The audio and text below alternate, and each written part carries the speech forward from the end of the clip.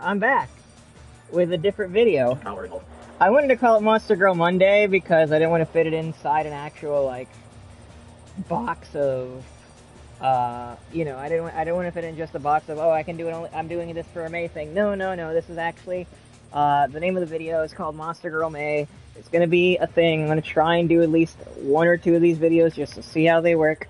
I'm going to start with the first one. The first one, right now, like last time, you're going to bear with me for a wee bit while I go and network and advertise, because I told a certain somebody that I actually talked to the author of this book, and she said that she would look me up and see what, and maybe she'd give me a review, or not a review, or leave a comment or something like that, giving her opinion or advice or anything in the sort, which I greatly appreciate because I am such a noob to this. It's not even funny.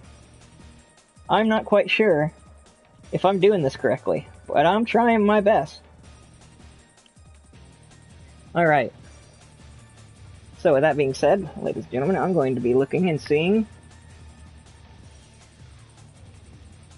Alright. Alright, let me just check something.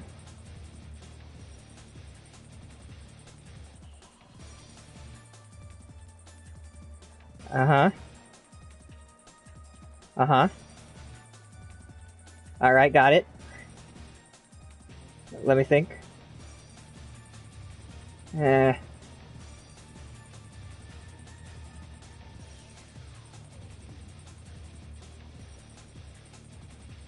Okay, cool. Alright. Just checking. I'm gonna do a sound check.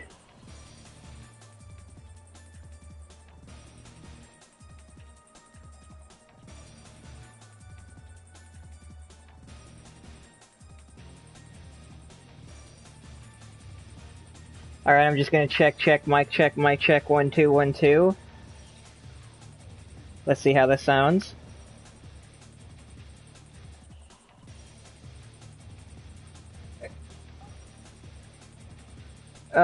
To be honest, you could barely kinda hear the gameplay.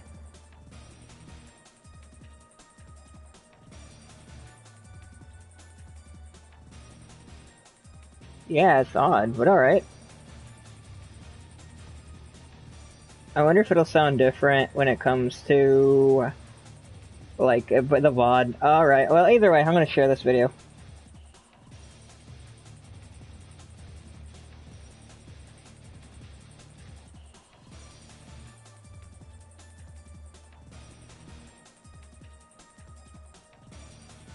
Do-do-do-do.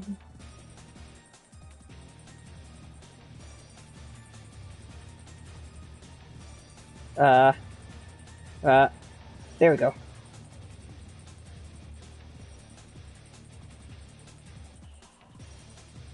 Alright, so it seems as though we've got a good quality. That's good.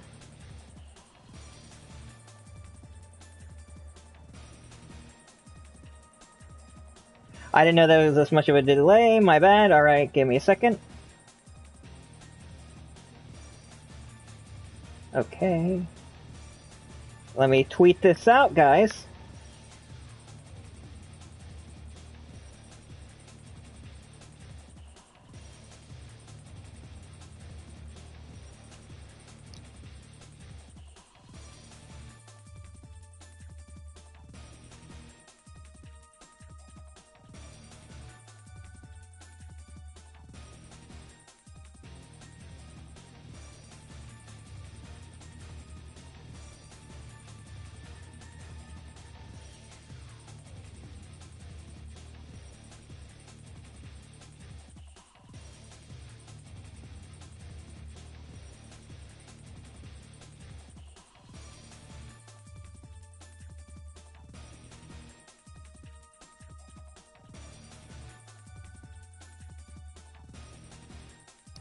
Okay, let's see. Alright, cool.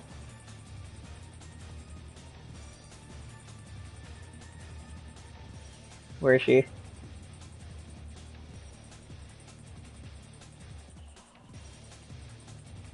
Why does Right Stuff have a... Why does Right Stuff still have a Twitter account? That makes no sense!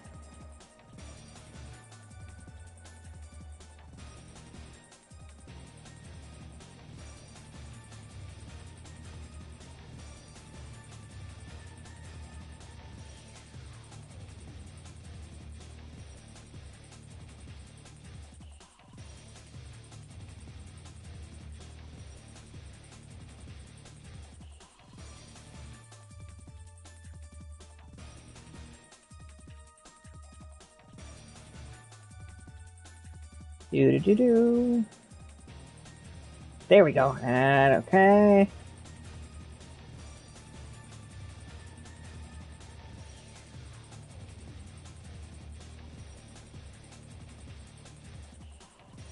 Almost there. One more person to tag.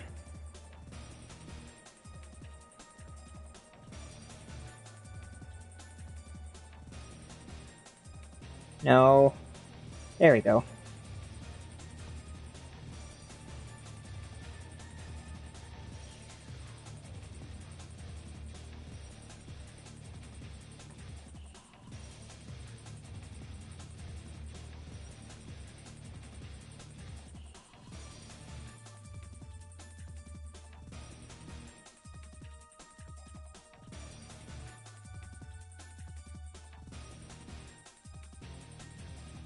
Dang it.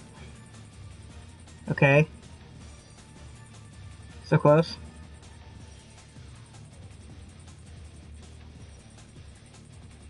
Okay. Oh, that's how that works.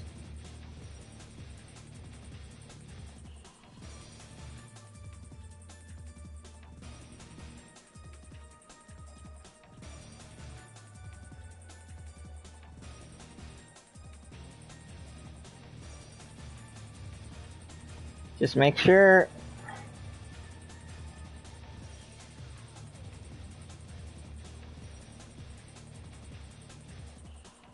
Let's see if that went through correct the way I wanted to. Yes, it did.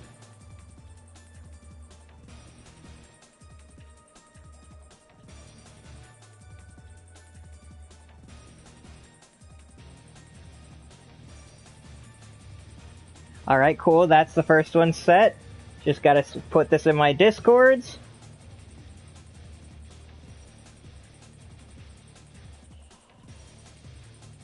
Okay.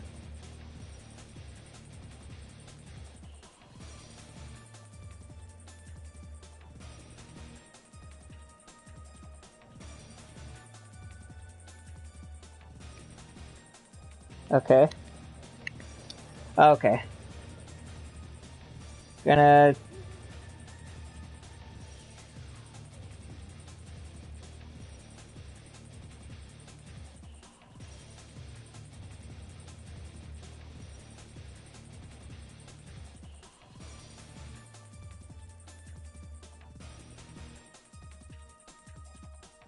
I think this is the right one.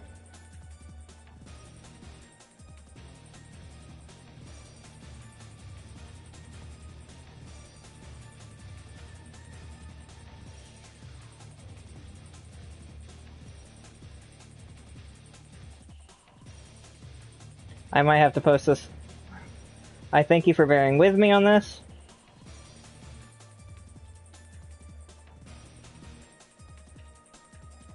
No, not that. No.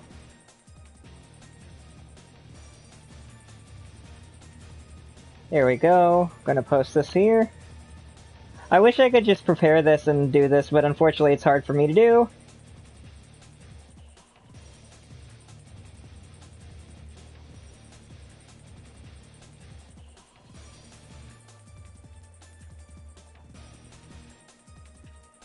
Alright, got 2 more places to put this.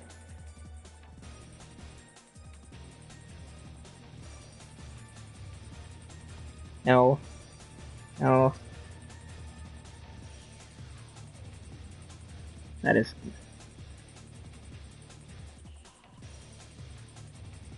Let's see if I can do that. I can! Alright.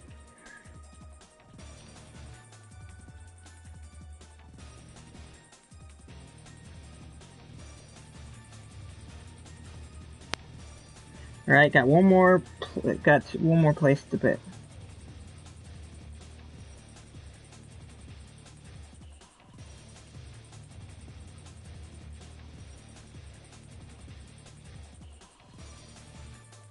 No.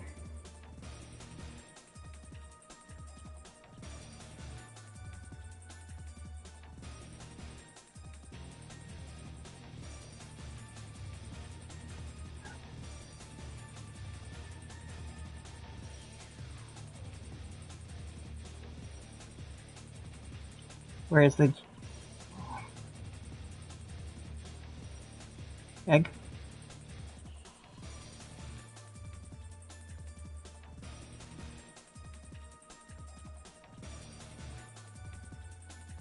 Where is it?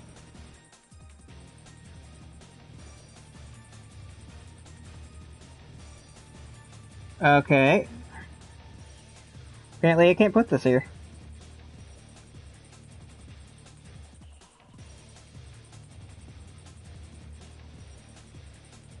Alright, I guess I'll put this here. Hope everybody's doing good today.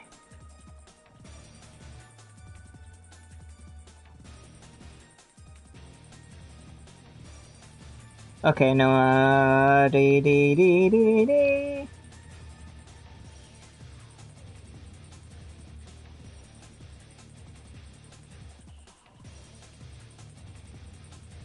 Uh-huh. Uh-huh. Uh-huh.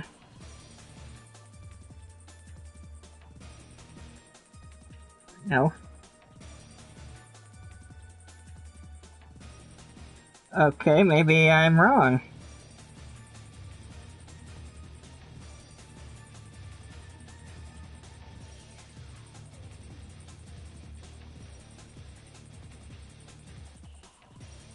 Okay. Uh-huh. Uh-huh.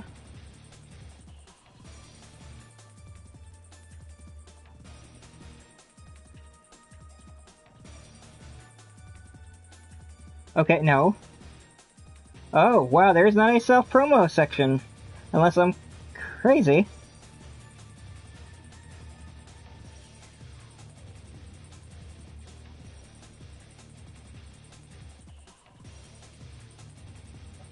Where is it? There it is! That was dumb. Almost done. I gotta send this place one more.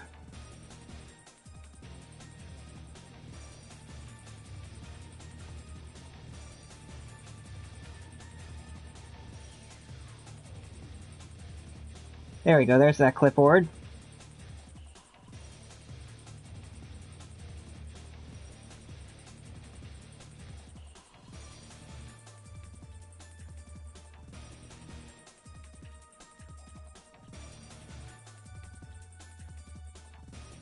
Okay.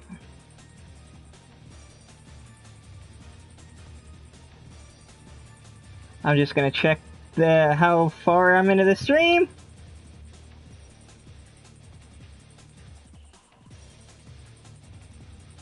Okay. Okay. How long? Oh, okay, it's not that bad. It only took like 13 minutes.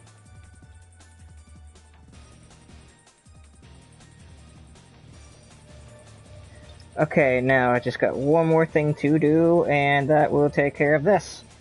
I'm gonna put my earbud away for my Bluetooth, and then we can get this started and talk about what the heck we're talking about. And I can possibly play some things in the background. I don't know, it depends on filler. Is it? Of course!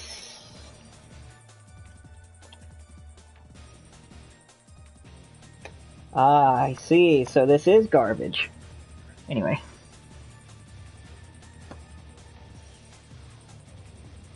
Ah, okay, I'm gonna have to plug this in. Alright. Oh well. Anywho. Welcome! Welcome, welcome, welcome! How's it going? Hope everybody's doing well. Hope everybody's having a lovely Monday. Lovely week. Lovely day. All that the good shenanigans. Hope everybody is doing lovely. Are you gonna turn off?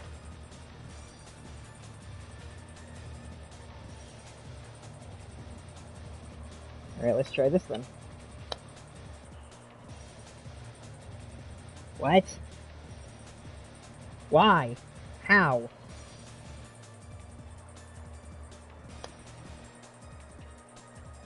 Okay, that's annoying. Just...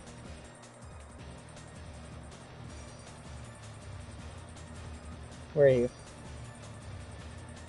There. There, Bluetooth off. That was stupid and annoying. Anyway. Alrighty. So, today we're going to be talking. Today it's Monster Girl May. May 20th to be exact. And I'm going to start the series where it's gonna be. Yeah, this is gonna take some time, and I'm gonna have to do more research on this. But right now, as of this moment, I will be reviewing the Radley's Home for Horny Monsters and Radley's Labyrinth for Horny Monsters, written by Annabelle Hawthorne.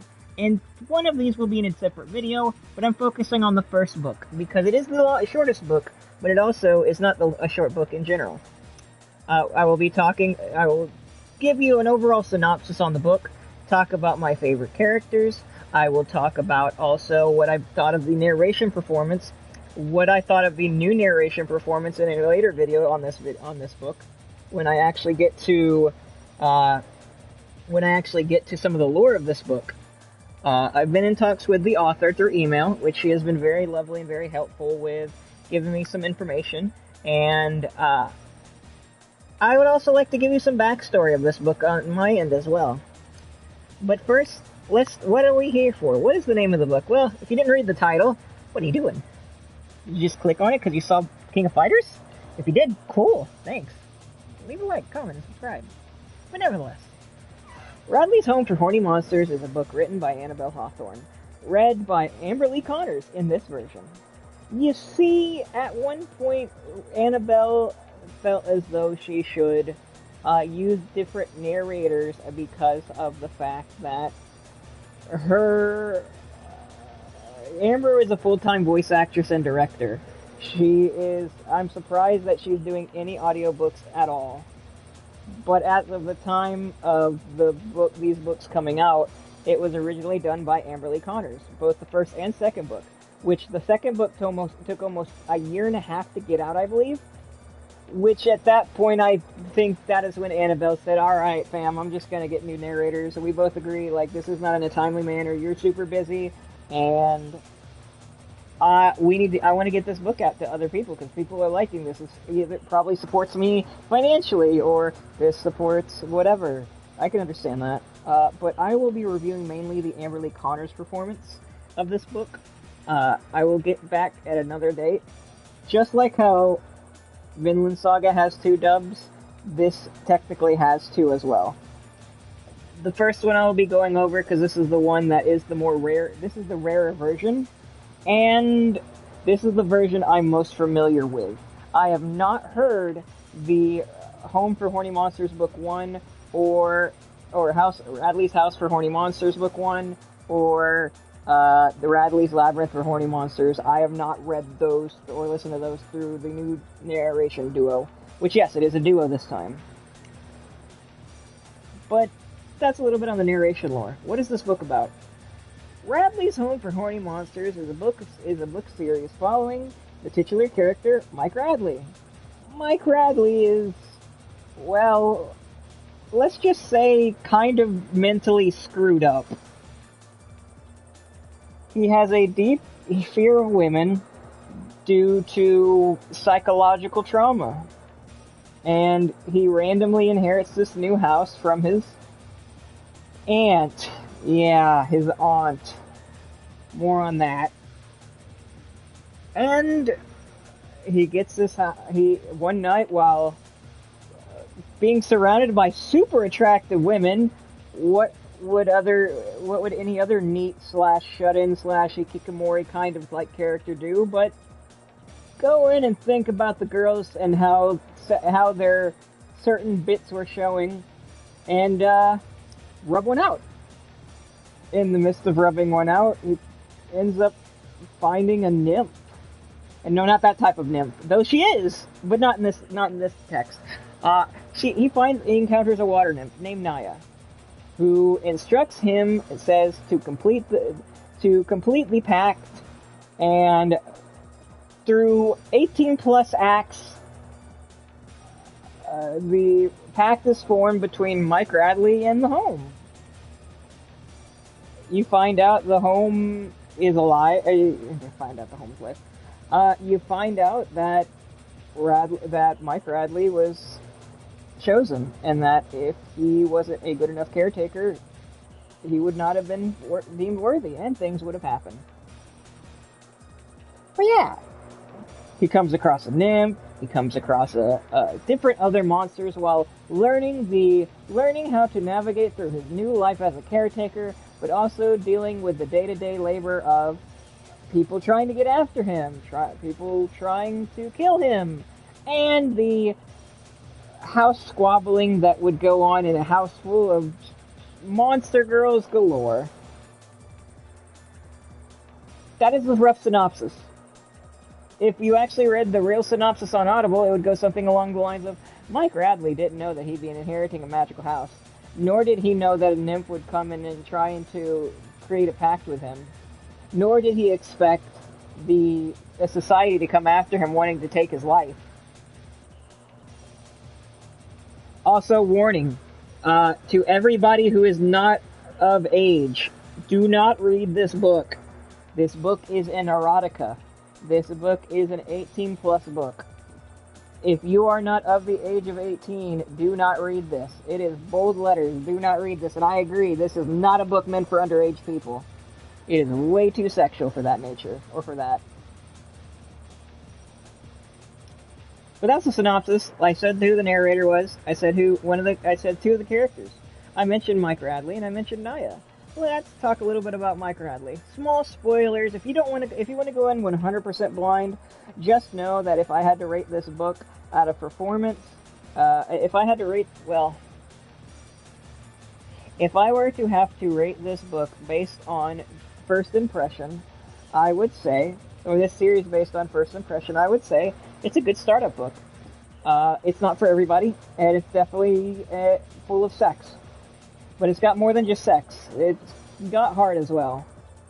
I will say that. And from what I've talked to Annabelle about, when I've talked to her, it seems as though, she does her research, and B, she puts time and effort into these kinds of... When you hear a character or see a character be like, I'm mentally disturbed, I'm psychologically traumatized, she derives her writing styles from that. They are characters with legit traumas. In fact, when I go into her other stories, there's one in particular where I believe that she shines in a way that most people don't shine in this genre. It's like how Vinland Saga did with Season 2. And which Vinland Saga is one of the best written anime of this generation, in my opinion.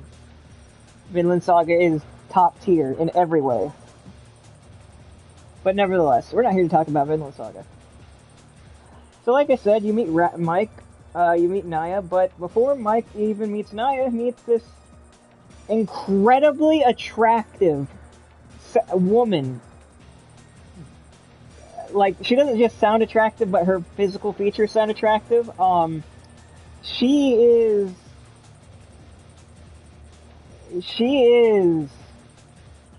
quite attractive. She wears a pencil skirt. She's got big breasts and a round rear. And yeah, she's the lawyer for the house for now. Her name is Beth. She will be an integral part of the story later, but as of right now, without any spoilers, Beth is Beth. She likes monster guys a lot. Which, I mean no disrespect when I say this. I really don't.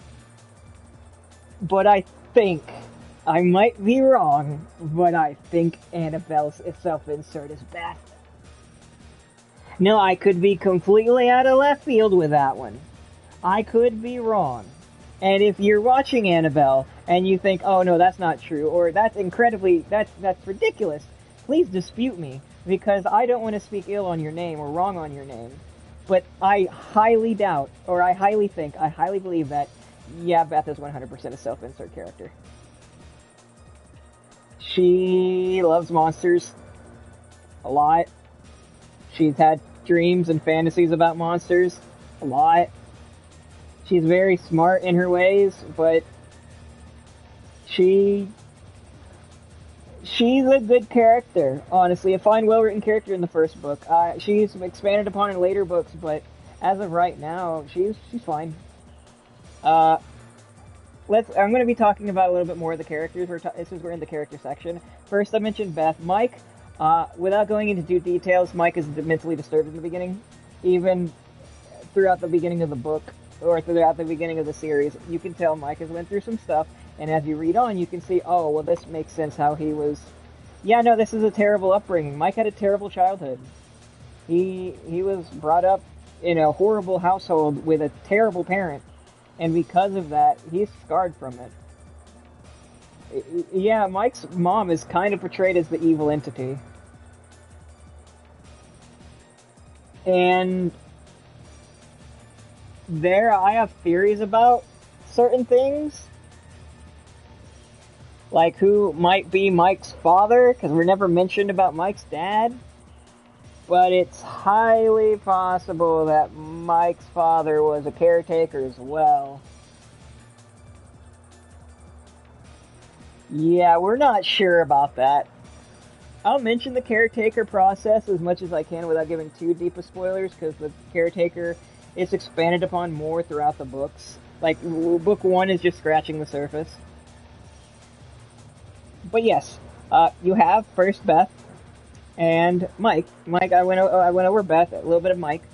Mike becomes the caretaker of the house and ends up finding a bunch of other monster girls, which I will be going over now.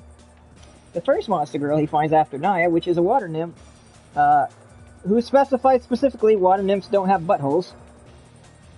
She said this, yes. She is the water nymph of the house. She is the spirit that embodies the house. She picks the caretaker. She makes sure the caretaker is up to snuff, like helping out the caretaker with certain things. She has magical abilities. She's pretty much the expositor of the beginning of the book, of telling Mike, here's how it goes, here's what's happening, here's what works, etc., etc., etc. I like her. She's way horny, like horny on main, like horny on main. Also, Mike gets sex magic at some point, because in this book, the soul swapping magic is a thing, and when Naya and Mike have the sex, they swap souls, and Mike gets a little bit of her magic. He becomes more confident. He has a little bit of a sixth sense when it comes to danger, and honestly, that's about it for now. And yeah, he has a piece of Naya in his soul. The soul swapping magic is very, very much a big point of this book. Soul swapping magic and magic in general. Not dark magic though, not like satanic rituals, I don't think. However, there are demons in this book. Sadly. It's a sad, sad thing, but I'm not a fan of demons. I don't think demons are attractive. I hate the fact that this demon in this book is very well written. It's annoying, but it is what it is. Also, I'm just going to go over a side character that barely really has any relevancy, but they should become relevant later. Dana. Dana is a pizza delivery chick. That's all we know about her in the first book. She's a pizza delivery girl that is blonde. She wears a tank top over a jacket with jean shorts, or not jean shorts. I'm sorry, with jeans, tight, skinny jeans. Sounds like typical, normal 20-something-year-old. Which, by the way, I'm not quite sure how old Mike is. I don't know if she's like 19 and he's like 27 or 28. If anybody in the comments knows and could tell me, that'd be greatly appreciated. I would love to know if Mike is like in his 30s and she's in her early 20s. Because at no point are the ages specified. At all. That's just Dana. She's there. She exists. Then you have a little goblin he finds, which I think is kind of an adorable little goblin. Her name is Tink. And small spoiler for the other narrators, I think Tink sounds way better by the other narrating female versus Amber Lee Connors. I love her narration, don't get me wrong, but Tink is one of her shortcomings. She She did not sound good as Tink. Which I don't know if her voice is meant for Lolly, to be honest, because Tink is pretty much a Lolly. She... What the heck? Somebody calling me? Hold on.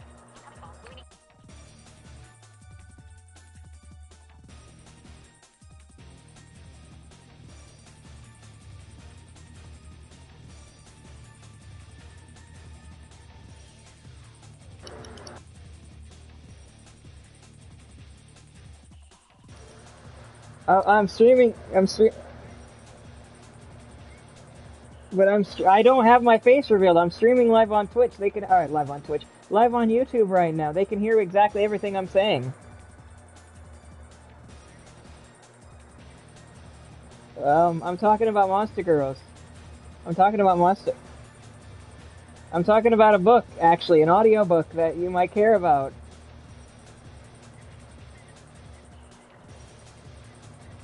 I understand. You're very illiterate. I understand.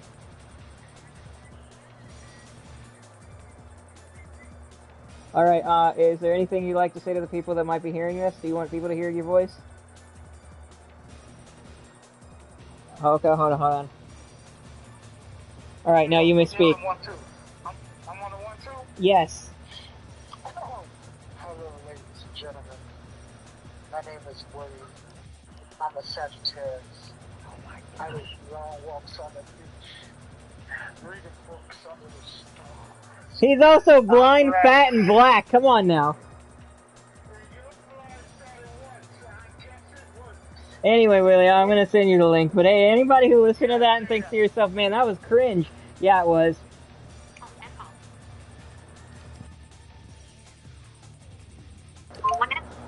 Alright, now I'm gonna send this fool this link.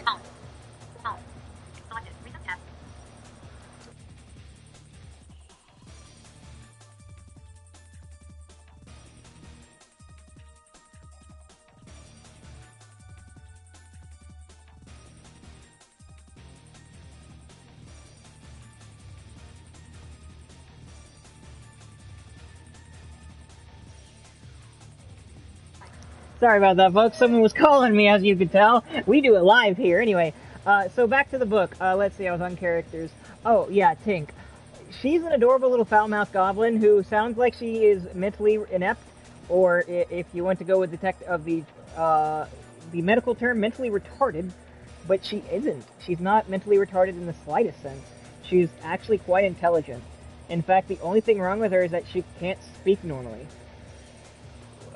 She suffered some head trauma because of some douchebag we'll get to later. We'll get to when we get to the antags. Yeah, there's some. Look, Annabelle knows how to write her some antagonists. I'll tell you what, they're evil people. But nevertheless, let's see where Tink's just a goblin that Mike finds in the garage. You think Tink is going to be combative and an antagonist? No, she just wants to. She's just like wants to live in the garage. And she thinks that Mike's going to kick her out because they fought, and he won. And because of that, she is now his goblin wife. And he is the goblin husband. And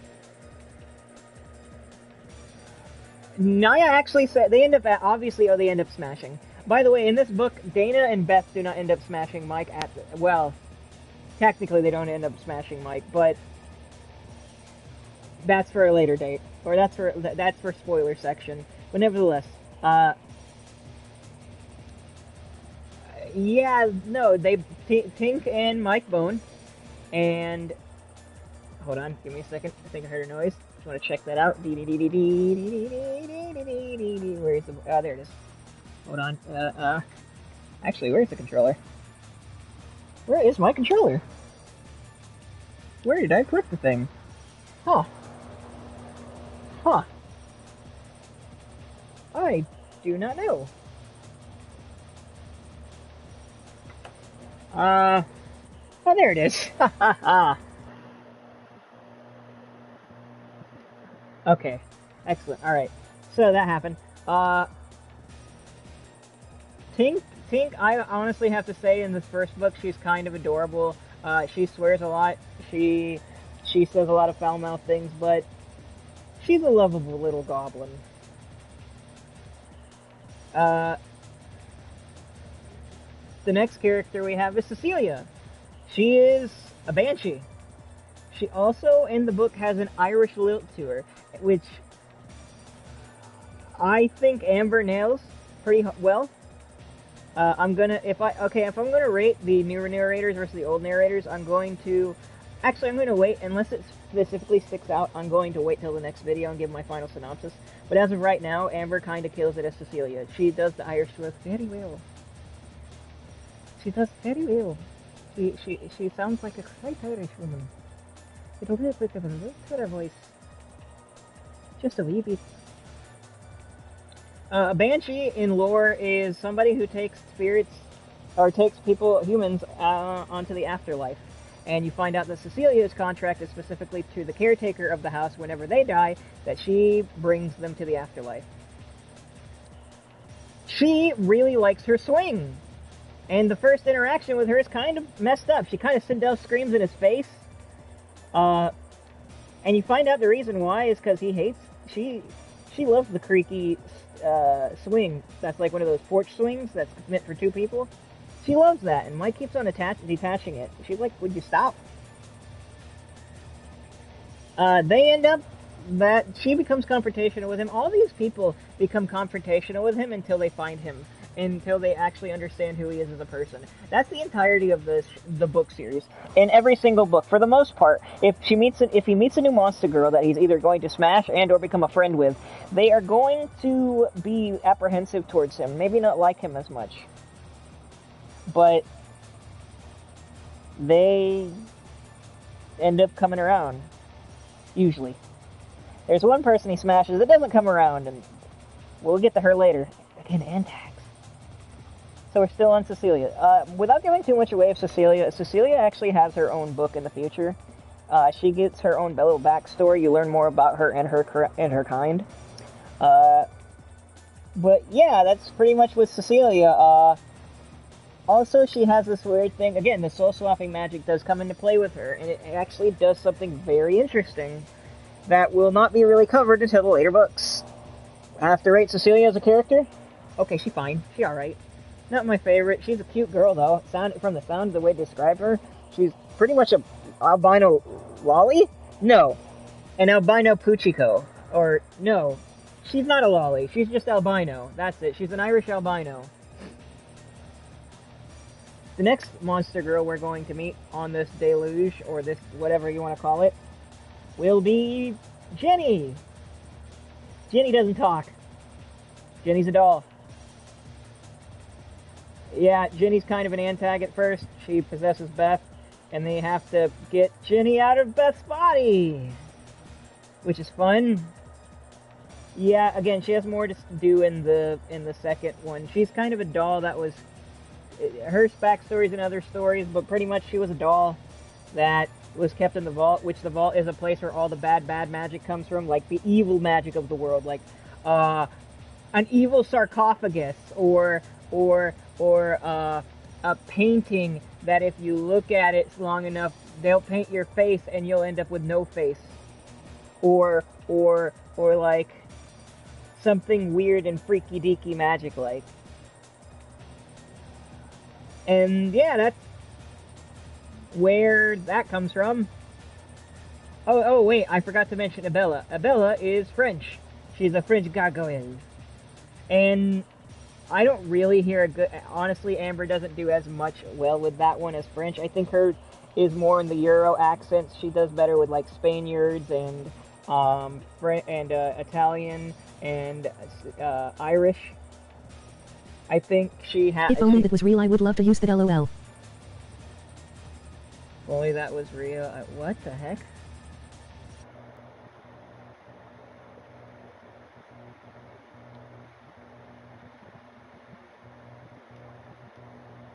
What the heck, brother? Anyway.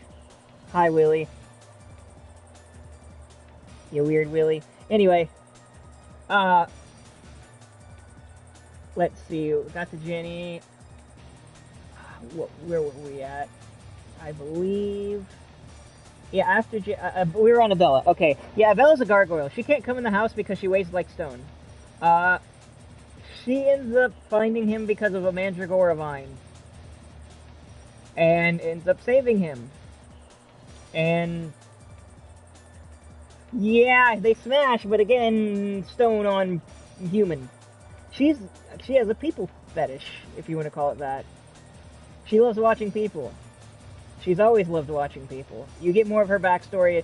You get so much backstory on her in Underworld. If Bella in the final book or an Apocalypse, the final book that's been released on Audible currently, she gets so much backstory. If Bella honestly went up as a character at that point, which... By the way you described Jenny, that would be my favorite character. An evil doll that possesses people and causes mischief and mayhem?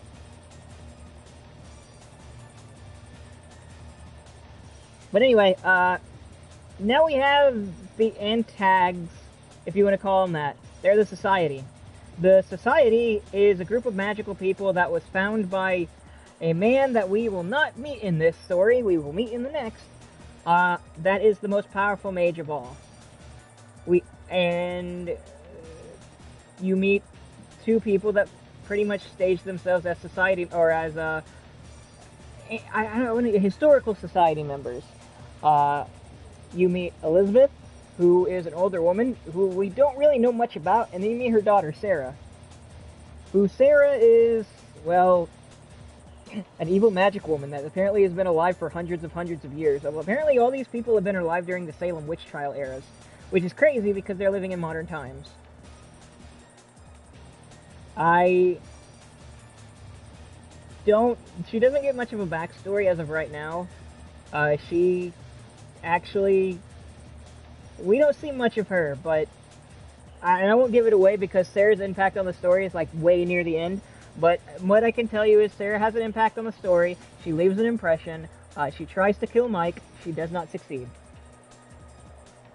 And that's pretty much the main conflict of the story, because the first story is mainly just him learning how to live in that household. Now, we've talked about the characters. Let's talk about we talked about the monsters. Let's talk about the caretaker itself and what that means. The caretaker, more or less, is somebody that has to take care of all of the monsters in that house.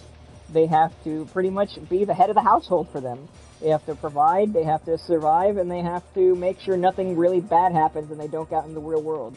While playing, or while hinting at something which we know of if we read the series, we know what the answer is, but there's more mystery behind the caretaker role from this first book. You don't know much about it. You think that the role is like, oh, I just gotta take care of the monster girls, or the monsters in the house, whether they be male or female. But not in actuality, it's more than just that. It's a part of something else that we're not 100% sure about, even to this day.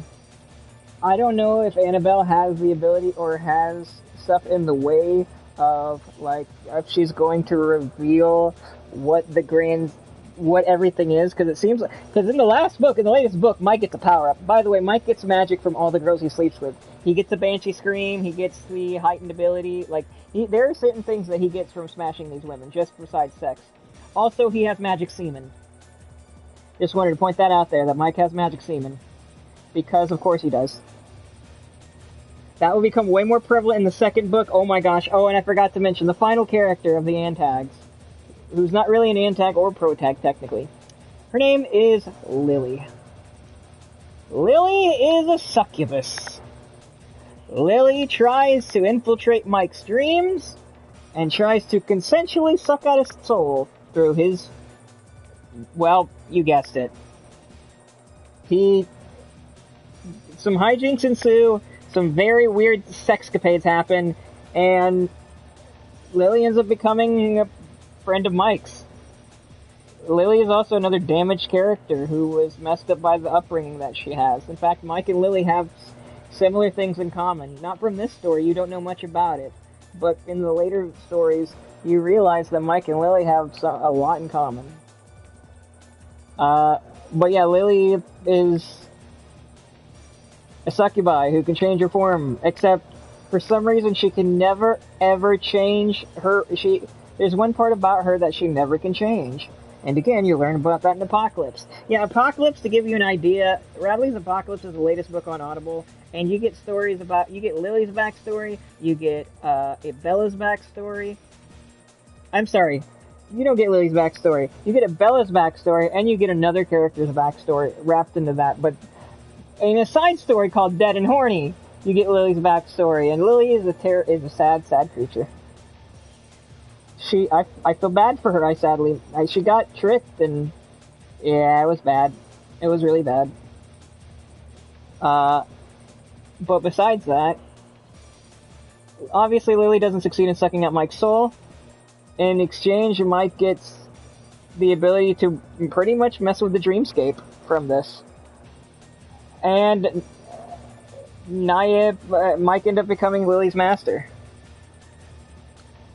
By the way, Lily is a smart-mouthed succubi who gives pretty much all of the most intelligent yet hilarious quips. Yeah, she's a foul-mouthed something. And what's cool about all these books is these are misfits. These are people that wouldn't really go into society. And this even says at the beginning, this book is for the misfits, the dreamers, the young believers, and all the freaks out there. So this book is like there's definitely some I'm going to bring all these people together that normally wouldn't be brought together through trauma, through tribulation, through just happenstance, and create a home. Not only just a home, but a home for horny monsters. See what I did there? Now let's talk about the narration overall. Overall, I think that having the dual narration team like it does in the newer books versus this book, which only has one narration, is a benefit.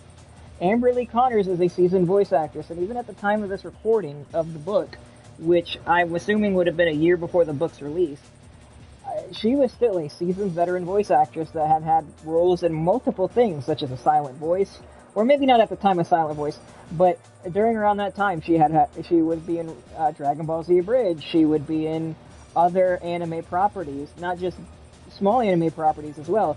At that point she was in My Hero Academia, which is a big anime property. So again, it's like that's the whole reason why Annabelle chose to go with other narrators, because it was just more time consuming, or less time consuming. Amber is a director. She runs her own dubbing studio. She does modeling. She does work for voice acting. She does audiobooks still on the side, but nevertheless, she's a busy woman. And it sucks that I didn't get to keep the narrator that I started out with, but if I were to rate it out of a 10, Amberly Connors is a 7.5 yeah, an 8 out of 10. 8 out of 10 for me. Very good listen, but if you got the dual narration, go with the dual narration, because the accent works just a tiny bit better. There's a guy reading for the guy and a girl reading for the girls, and from what I can tell, I haven't noticed any differences in books. I haven't noticed if there was like a discrepancy, maybe there was a line recorded or re-recorded, or if there was anything like that in the process. So I can't speak for that. If Annabelle or anybody does the research and wants to list that in the comments, feel free to. I look for any type of fact-checking that you can give me. I think that this book is a good starting point. If I were to rate this entirety of this book, I would give it an 8.5 or 9 out of 10. Now, I mentioned that I had some backstory. You see, back when I first got into audiobooks, a buddy of mine at the time, I'm just going to call him the Beameroid, he knows who he is, introduced me to Audible. He suggested to me, since I'm going blind, or I am blind, that I should be reading audiobooks, and it was something that he introduced me to. He actually gave me a book to listen to, because I had originally listened to the light novel series Bakemonogatari, and there might be a review on that, and or a rant room, because that one unfortunately has no English dub in the anime world, but the light novels have English-speaking people to read them. How do we get that, Aniplex? Anywho. But yeah, I'll be reviewing those books, and talking about those in the future. But yeah, I just read those, and maybe one Phoenix Cry. You know, I was like, okay, Reverse Harem's not for me. But then my buddy at the time showed me Herald of Shalia by Tamron Tamer. Also read by Amber Lee Connors and Kieran Flinton. Again, very sexual, but it fits in the Monster Girl motif. Maybe I'll do one on that at some point. But then it was Radley's Home for Horny Monsters. And the rest was history. I was hooked to the point where I'm caught up all the way. This book has some things in it that I don't agree with. And my least favorite, I will give you my least favorite scene and my most favorite scene without giving too much away. My favorite scene, if we're talking in the sexual marketplace or the sexual, if we're talking about those, it would be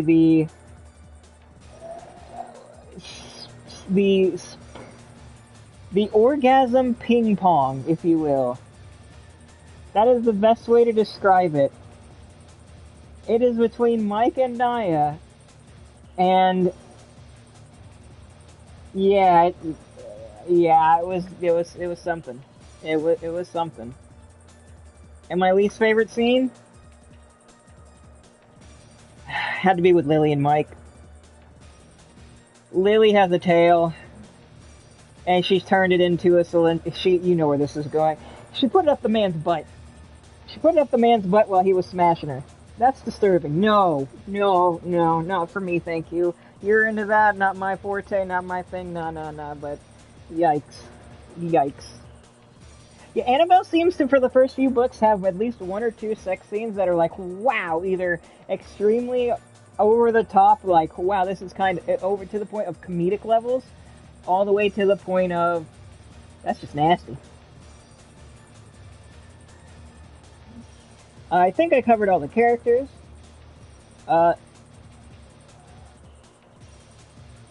If you want to give this book a chance, the audiobook is currently available on Audible, Radley's Home for Horny Monsters. You can get the publisher pack, the first 2 books for 1 credit currently, and you can look at her other books, such as, all of her books mainly. If you want to go on Kindle, you could read her new series, The Law of Magic, coming out as next week, actually, 1 week from today. No audiobook has been announced as of right now, but I'll be keeping a check on that. And tell me what you think. Would you suggest this to other people? I would, as long as they're 18 and above, and they don't mind sex, books, and they don't mind monster girls. If they're cool with those 3, they're all good. And as for my enjoyment of the book, 8.5. The narration was an 8. Character writing, I give a 8 as well. And returnability. After reading this book for the 2nd/3rd time, I would say that with what you know now, if you go back, there might be something you know more about. Oh, wait, I am so sorry. I forgot to mention one more of the antagonists. I forgot to mention 2 more characters. I apologize. Going back to the characters, the protag, we have Emily. She was a former caretaker. She died. We don't know how she died yet, but we know how she died in the later books. She died. She was the original caretaker. She had sex with all the monster girls as well. I don't know what it is, but everybody, apparently, it seems like they get more attractive and charismatic when they have sex with Naya. And in fact, Naya showed Mike one of the pasts of Emily, and it showed this dude named Garrett, and how he was an ex-boyfriend of Emily, and he came back with magic powers because he had joined the society. He then uses his powers to to grape her with magic, and he ended up getting, and I'm using this as a small spoiler, but this is a flashback, he ended up getting his penis bit off. Very graphically, by the way. So that happened. Yeah, that was a thing. So yeah, Garrett's dead. Garrett's dead. Eaten by the Mandragora, who doesn't really have a presence in this book until the next book. But until that, but for that, those are the characters. I can't believe I forgot those. They were very integral. And as for notes, I didn't get much notes on Helm for Horny Monsters. What I did, there wasn't much things I disliked. I obviously did not like the pegging thing. I didn't like that. And I obviously I enjoyed the way trauma was presented. That was really good. And yeah, the next book in the series is Radley's Labyrinth for Horny Monsters, which will be the next one. I will be also reviewing the one written by read by Amberly Connors. That will take a little bit longer because, unfortunately, that book is almost twice the length. Yeah, but it's okay. We get introduced to so many new characters and so many new concepts. Also, the house gets bigger. Yeah, that's one thing about the house. The house kind of has a mind of its own and it gets bigger. So, look forward to that. I don't think there's anything else. But yeah, let me know if you read this book. What do you think about it? If you haven't read this book, maybe you'll find a new series to like. What do you think about if you did, what did you think about it? Write it down in the comments. And I'd like to thank Annabelle Hawthorne for giving me any and all information that I've got from her throughout this process, or that I've received from her through this process. She's been a great help. It's really nice when I can communicate with the authors involved in these books. Some of them are very accessible, such as Jamie Hawk. I believe also that Matt Dinneman, the creator of the Dungeon Crawler Carl series, he is also available on Twitter. I will put her links in the description for Annabelle Hawthorne for her Patreon, or not her Patreon, but for her YouTube channel, or her Twitter account, and that will be coming. Those will be links added later. I will also continue to add the GoFundMe. Again, for those of you who may not know, Rachel Willis, the voice of Jenny, or not Jenny, the voice of Jessie, originally the original English voice of Jessie, Jigglypuff, and Misty, has succumbed to cancer. I don't believe she has passed yet, but it is to the point where it is at her spine and she can no longer walk. She needs home health care, and if you for some reason feel obligated to donate, don't do that if you don't feel obligated. If you feel like you have money to spare and then you feel obligated, obviously you can give them money. I'm not here to tell you what to do with your money, but don't put yourself in a hole. If you want to donate, again, I'll have her thing in the description and as a pinned comment. And that, my friends, my ladies and gentlemen, was Radley's Home for Horny Monsters by Annabelle Hawthorne. Read by Amberly Connors. Reviewed by Brad of the Otaku Paradise. And now we've gotten that out of the way, I think it's time to play a little bit of King of Fighters. Let's see how we do. I hope you like, share, and subscribe, and if you continue to be on this is the end of the section. Then we'll be going to straight fighting games now. This will be the fighting game section. Cyclone!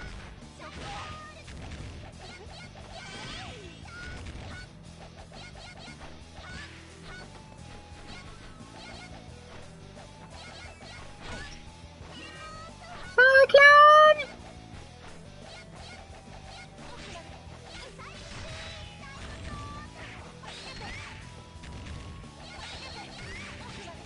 Oh dear.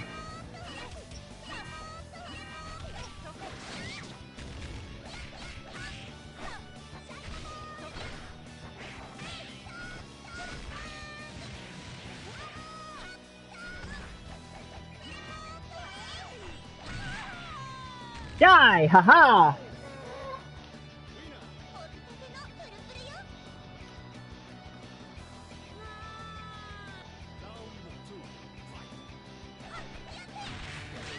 Too bad I can't change the voice volume.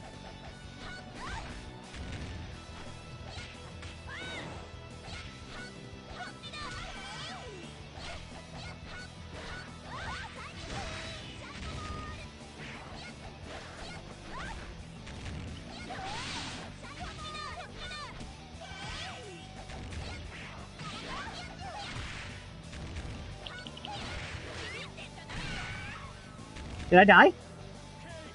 I did!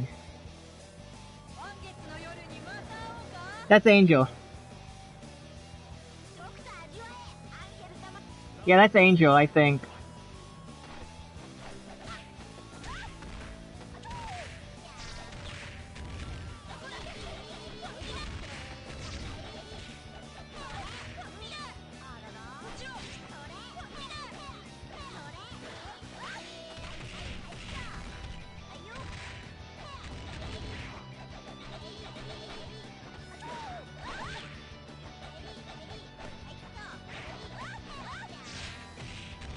I hope everybody had a good day. Haha! Take that!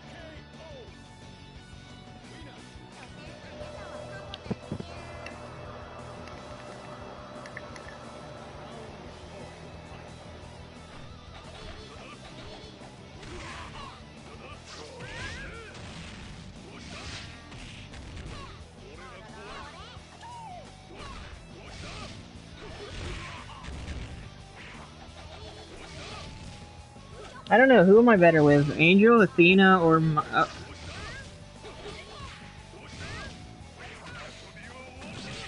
ow, ow, ow, ow, ow, I'm sorry! I'm sorry!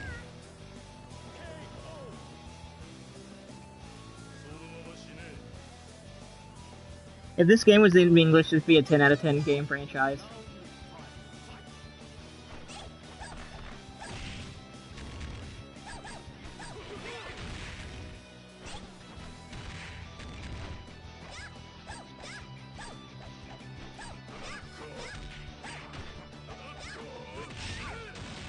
I can't tell what side I'm on.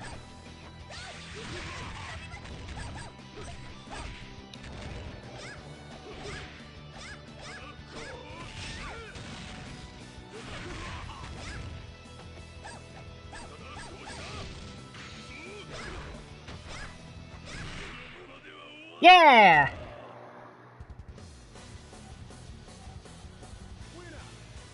Her booty and boobies are nice, apparently. Mine's is actually.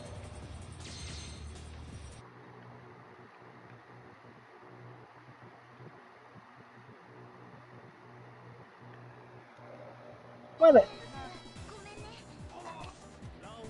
Alright, let's see how we do. Wait.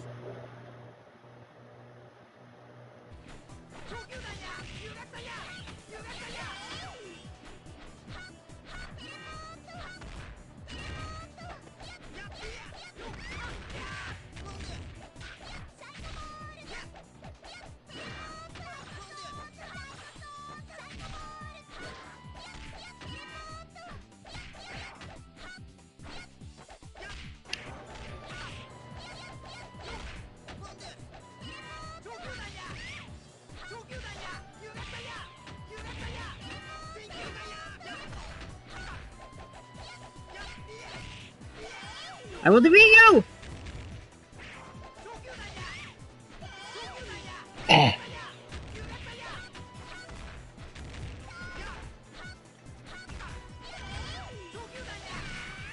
Dang it! Ah, my throat.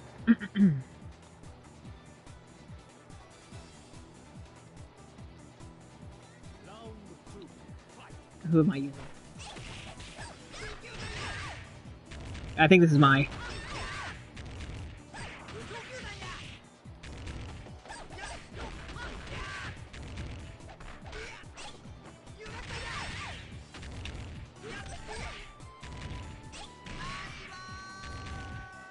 Dang, that was horrible. Oh, that's my. She bends over and shows her booty. She got the cheekage.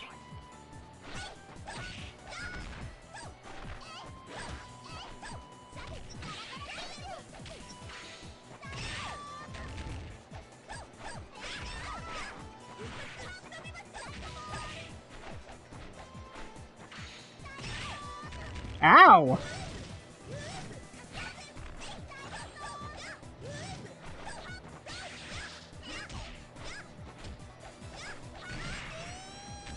I lost. I really am hoping this isn't a mirror match.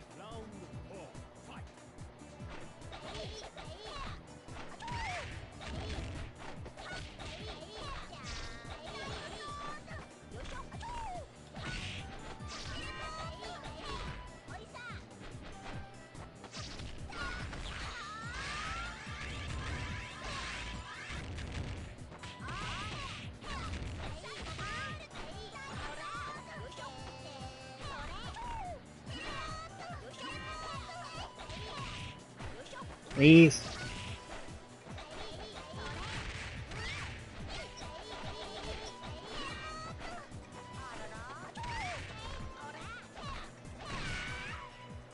Yeah!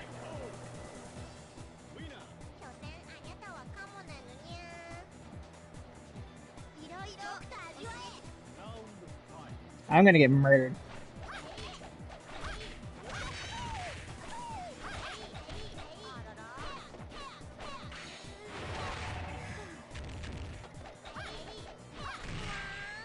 Yep, there's the death.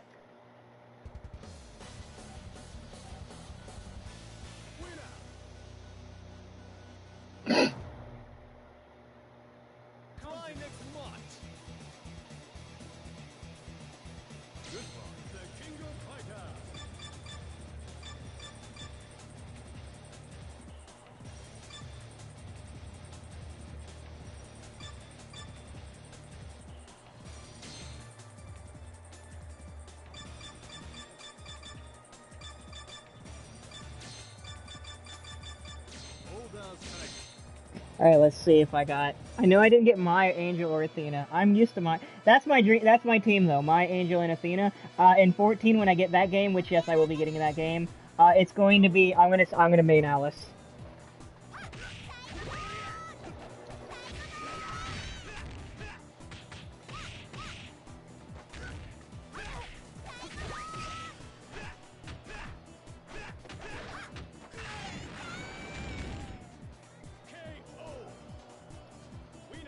It's just sad.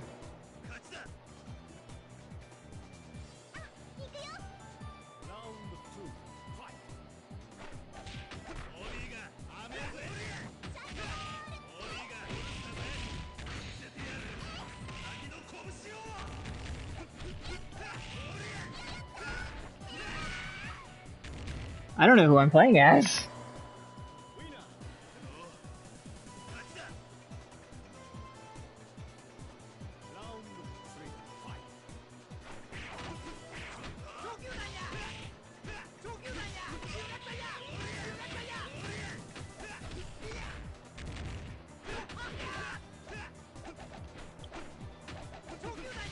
The problem with this game...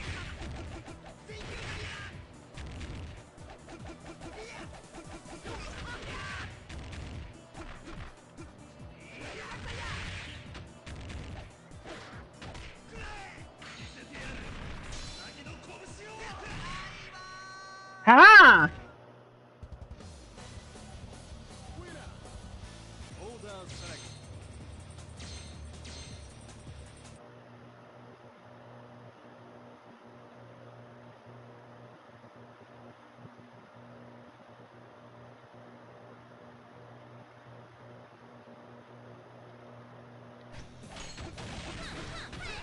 Okay.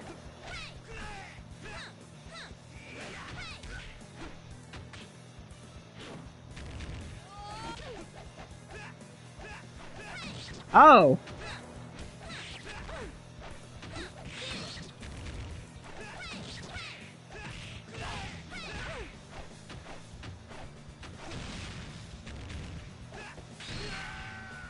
Well, that was death.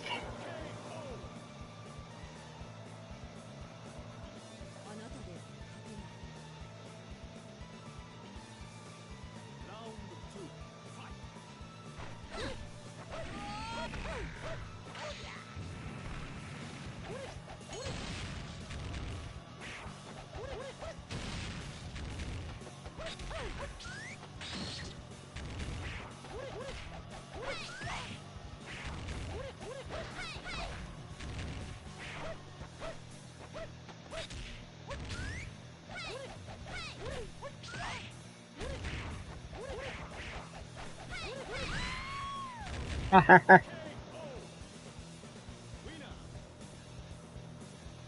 you speak?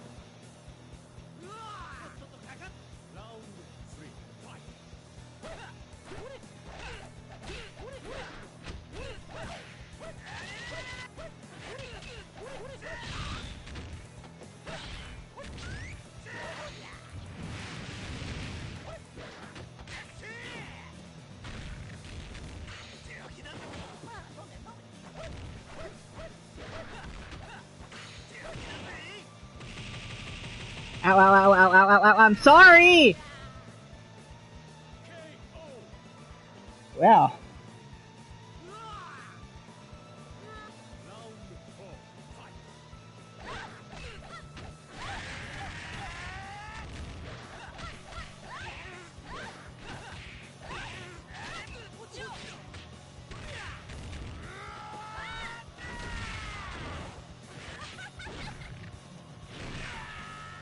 Oh, I don't know who this is!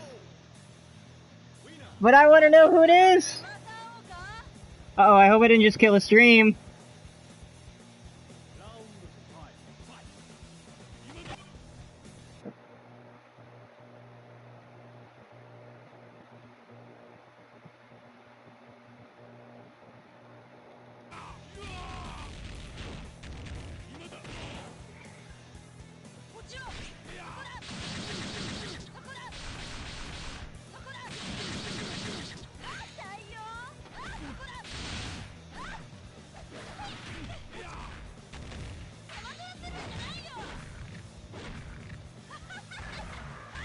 I don't know who this is, but I love her.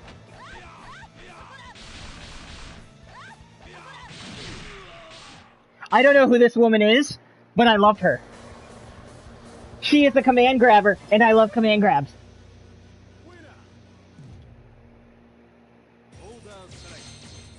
She is 100% secret weapon material. Oh my goodness. That is fantastic.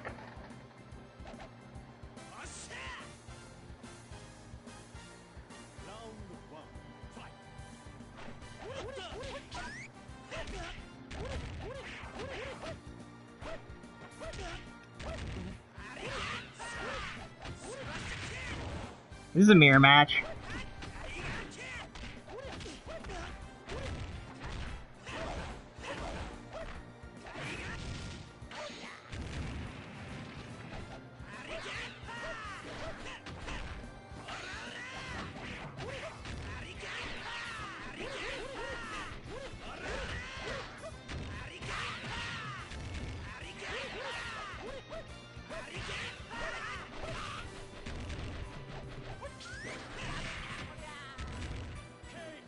Oh, I died.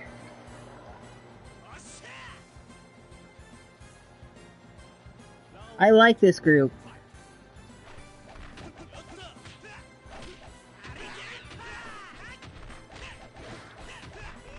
Your blocks are nice.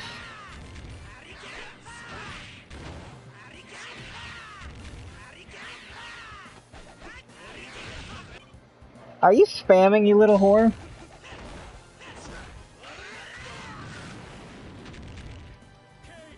Did I win? Yeah, I did.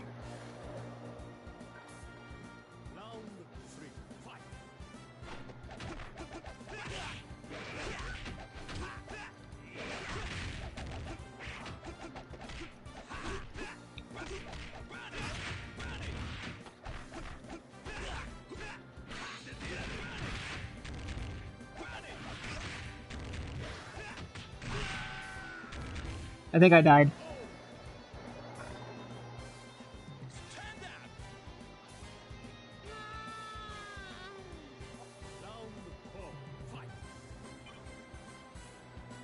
Okay.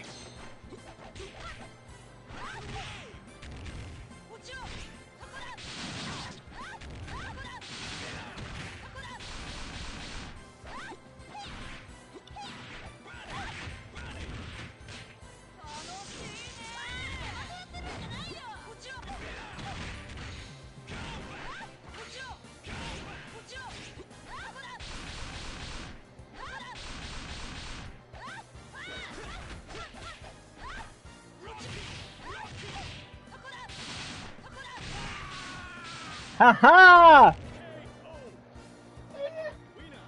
She will be my MVP!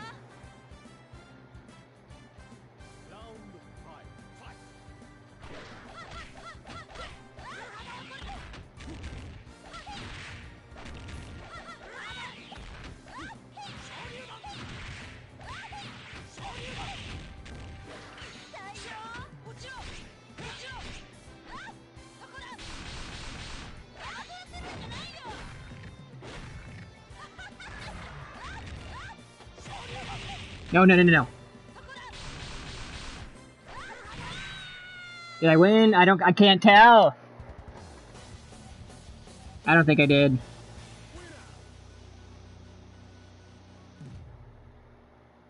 Nope.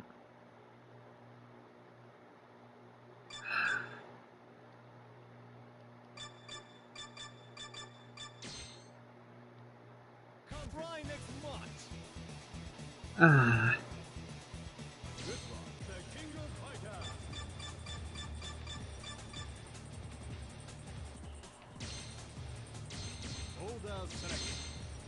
Let's see if I get any bangers on this one.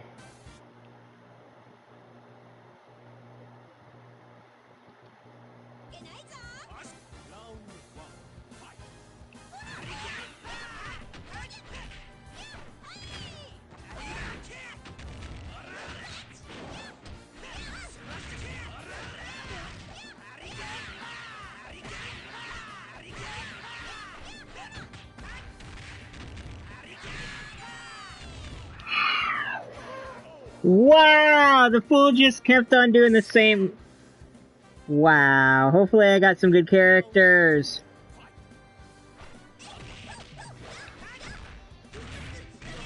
That's my. I'm only winning because their health is reduced. I hate that fact that I...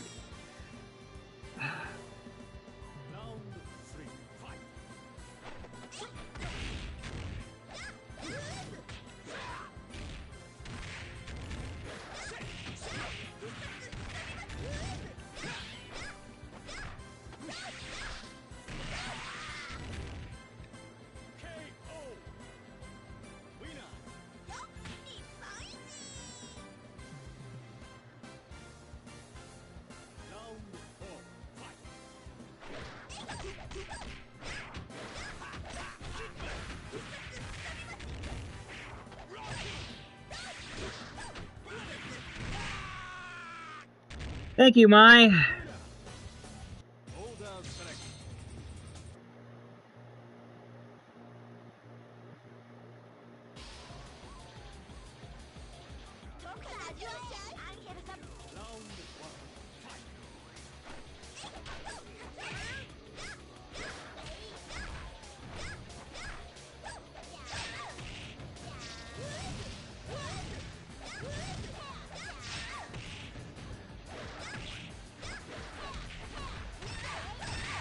Ow. Ow. Oh, that was me.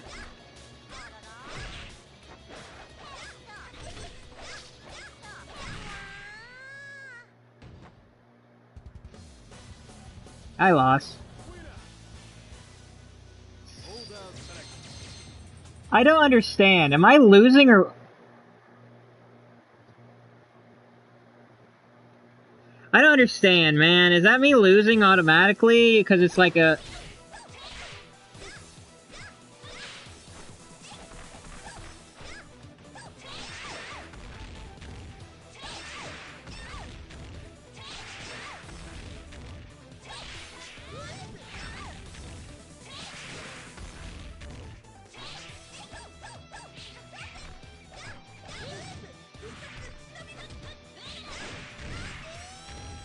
Wow, that was murder.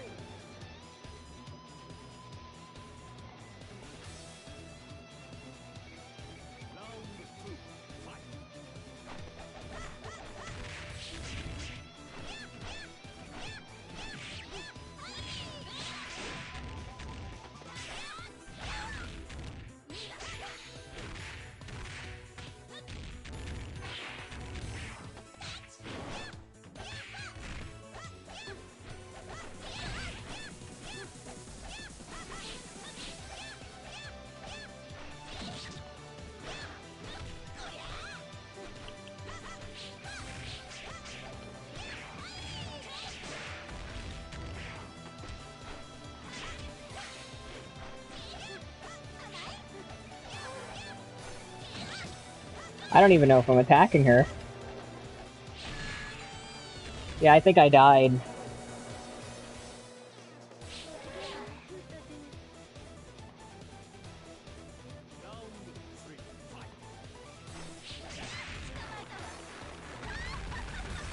Wow.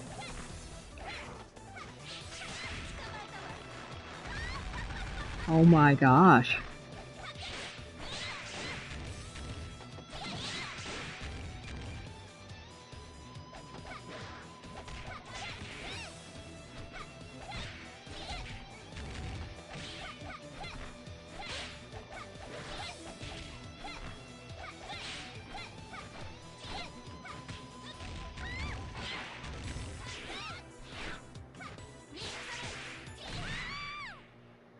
I died.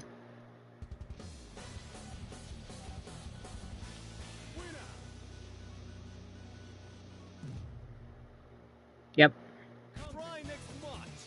Oh my gosh.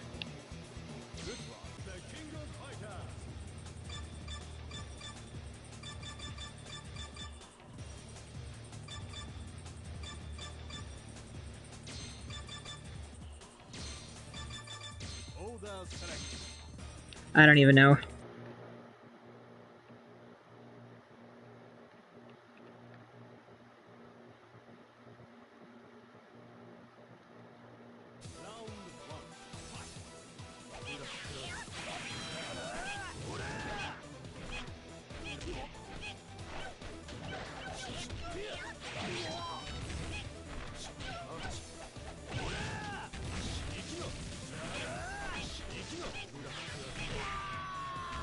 There we go.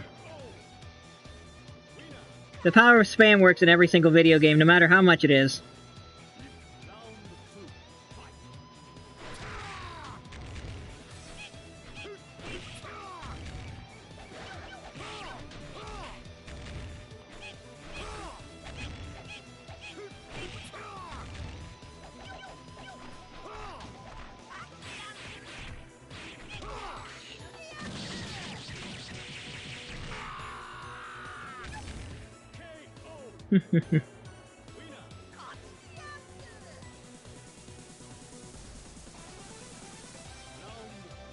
You.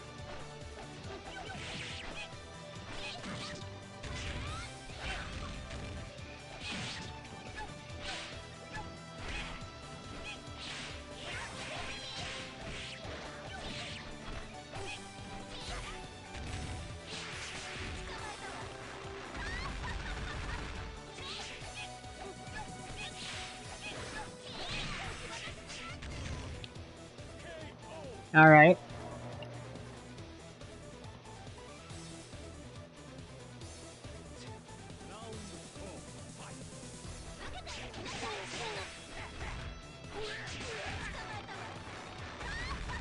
You're not gonna beat the entire team, you whore.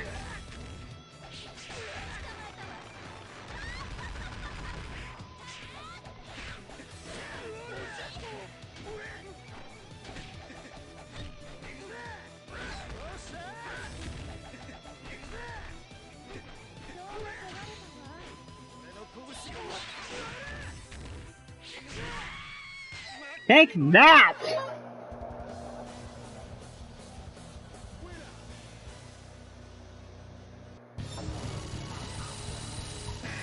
What? I'm not quite sure what just happened.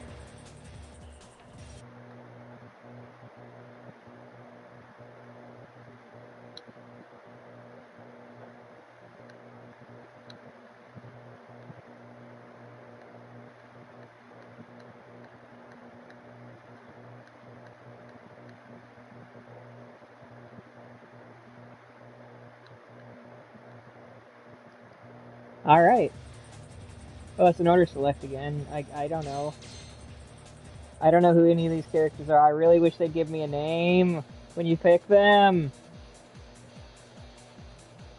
Like Rio wins, or Kia wins, or whatever.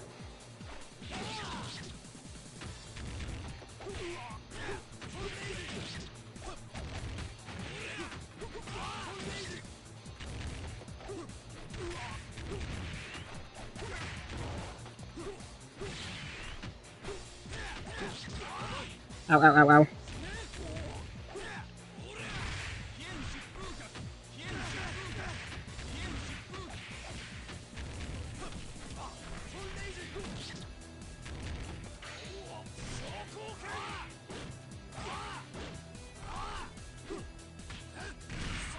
Ah! I don't know if those are blockable. I'm probably gonna lose.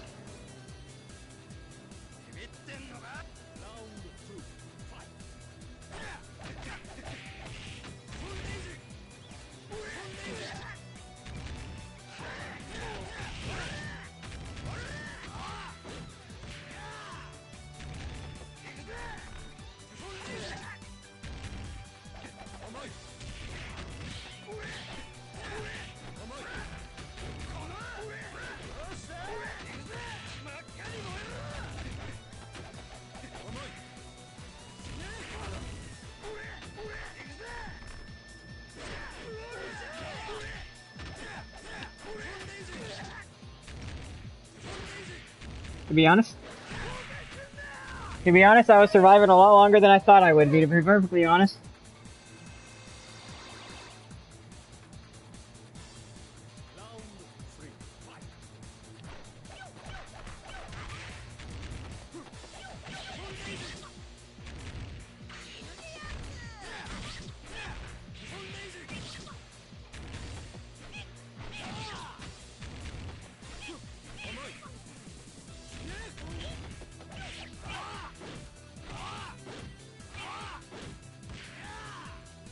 I hate that move.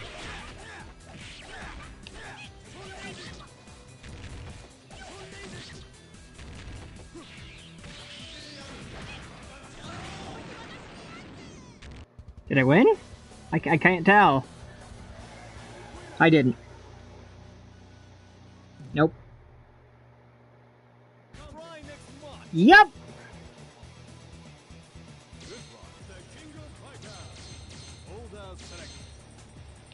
I'm just picking those three because I'm getting sick of losing. Once I win, I end the stream.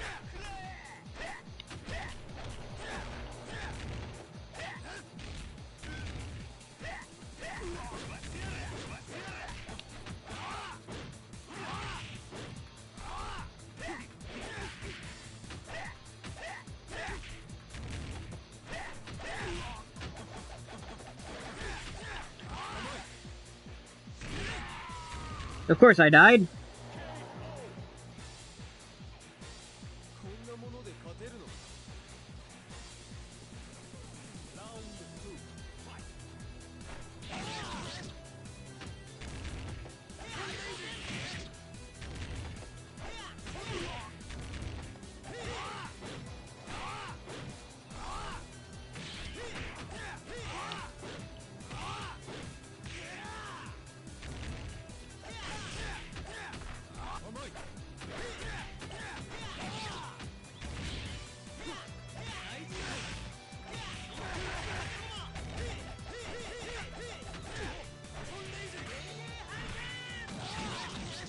Is it me? Nope.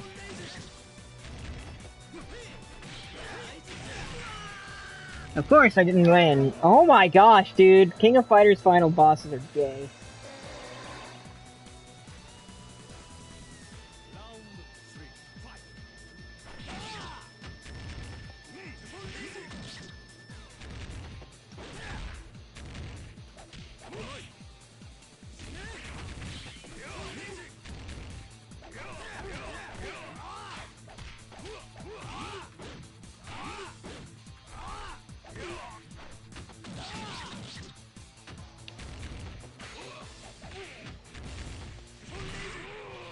Did I get him? I don't think I did.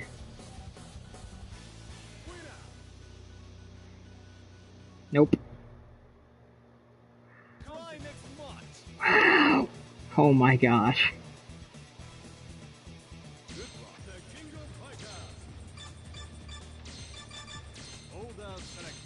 I don't care, just let me beat this stupid thing!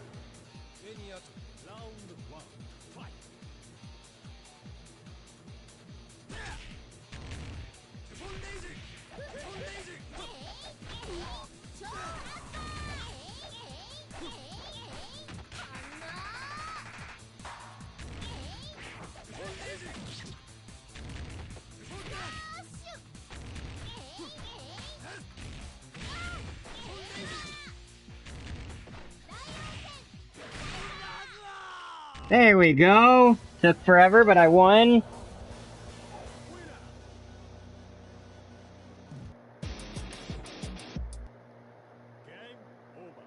That was terrible.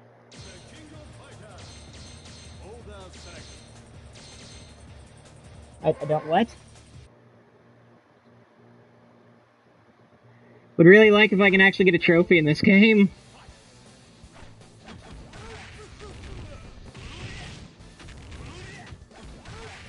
Anyway.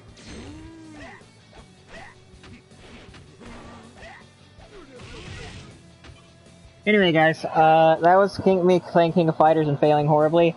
I'm going to be getting 14 and 15 in the future. But anyway, I hope you have a great rest of your night or day or wherever you're watching this. I hope the days are long and filled with lots of laughter, and you're blessed throughout your days. If you're curious to know, I'm Brad from the Otaku Paradise. I stream when I can, and not when I don't. And until next time, guys, I introduced you to the home of horny monsters. Now hopefully you'll invite me into your home for another wonderful piece of Paradise Pod. I don't know why I said it like that.